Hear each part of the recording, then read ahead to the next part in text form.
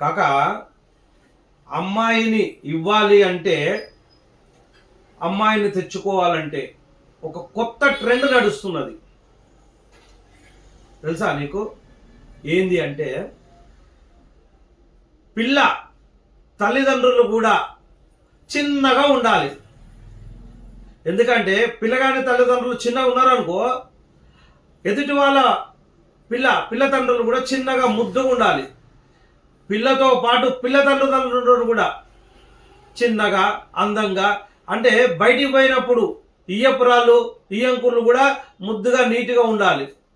అంటే ఇక్కడ పిల్లని ఒక్కదాన్నే కాదు, పిల్లతో పాటు పిల్ల తల్లిదండ్రులను కూడా చూస్తున్నారు, ముద్దుకుంటేనే పెళ్ళిళ్ళు చేసుకుంటున్నారు.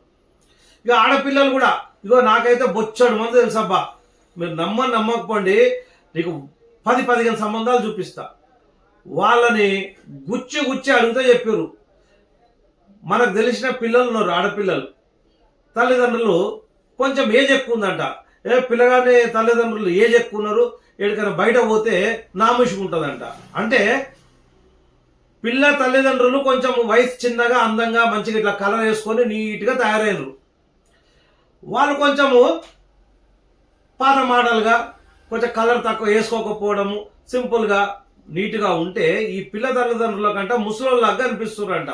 అంటే ఇయ్యంపురాలు ఇయ్యంపుడు వీళ్ళు బయటికి వెళ్ళినప్పుడు వాళ్ళు ఏజ్ ఎక్కువ అనిపిస్తే వీళ్ళకి నామూష అవుతుందంట. అంటే ఈ ట్రెండ్ నడుస్తుంది.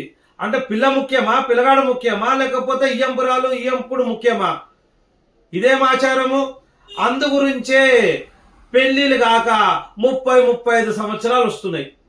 మనము పిల్లనిచ్చే దగ్గర పిల్లగాడు మంచోడా లేదా, కుటుంబం మంచిదా కాదా, వాళ్ళకు పిల్లని సాదుకుంటాడా లేదా చూడాలి. పిల్లని తెచ్చుకుంటప్పుడు పిల్ల అమ్మ మంచిదా కాదా, తండ్రి మంచోడా కాదా, అలా కుటుంబం ఎటువంటిది, ఇంటికి వస్తే లేనిపోని పంచాయతీ ఏమన్నా నెత్తుకు చుట్టుకుంటుందా, గివి చూడాలి తప్ప వాళ్ళు వయసుకున్నారా లేదా, మేము బయటికి పోతే ఇద్దరం ఈడు జోడుగా ఉండాలి, పిల్లగానికి పెళ్లి చేస్తున్నారా లేదా ఇయ్యంపురాలు పెళ్లి చేసుకుంటున్నారా, వాళ్ళు వయసుకుండాలి వీళ్ళు వయసుకుండాలి, ఇది ఎక్కడ ఆచారము? ఇట్లాంటి అన్ని కొత్త ఆచారాలు చేసి పిల్లల జీవితాన్ని మొత్తం పాడు చేస్తున్నారు. మీకు ఇట్లాంటి పాడు ఆలోచనలు ఏమైనా ఉంటే మానుకోండి. ఇంకింత అవగాహన కోసము నాకు కాల్ చేయండి. నా పేరు ముసలోజు శ్రీనివాసాచారి, హైదరాబాద్, ECIL.